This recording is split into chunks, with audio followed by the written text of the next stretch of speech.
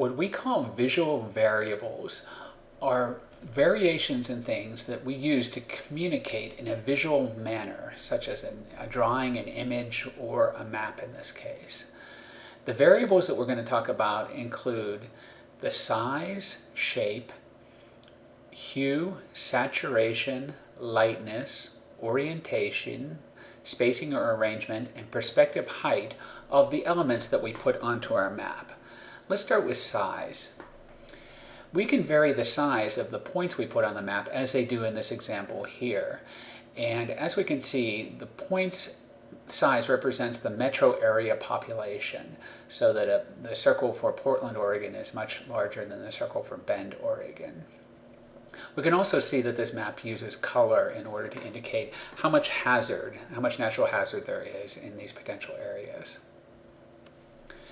The shape of a symbol that we put on a map can really tell us a lot about what we're talking about. In this example here, we can see that Bend is a black dot on the map, as are all the other cities on this map, with the exception of Salem, which is a star inside of a circle. And the star inside of the circle is traditionally used on a map to represent the capital in the state, in this case, the capital of the state of Oregon. This map uses both size and shape of those elephant symbols in order to let us know right away that this is a map about African elephants, and basically the size of the symbol represents how large their population is. So just by looking at this map, we're clearly able to see that where the large populations of elephants remain in Africa. The hue of the map is the color of the map like we would see in a rainbow. The hue can represent all those different colors, the RGB type colors. And we often use this on a map to distinguish one area from another.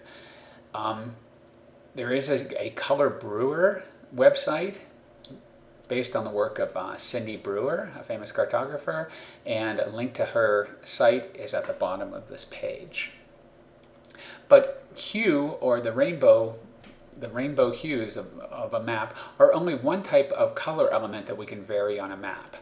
Another one is called saturation, and this is sometimes described as how rich the color is, or if we were mixing paint, it would be how much pigment we put into white paint in order to make it a richer color, in this case blue. So we can see we go from dark blues to extremely light blues, but all of those have the same blue value according to where they are in the rainbow. It's just they have a more richer saturated color when they get darker. Somewhat related to that is lightness or grayness, and this is just how much black or white is mixed in with the mix. So in this case, we're just looking at black and white, so the more black that's mixed in, the darker the shade of gray is until we get to a full black. So color can really be varied in all three of these ways, by hue, saturation, and lightness. Orientation can help us understand a map. In this case, it's a lot of little arrows indicating which way is the downslope direction. And in that manner, it's helping us understand where the top of the mountain is and where the bottom of the valleys are.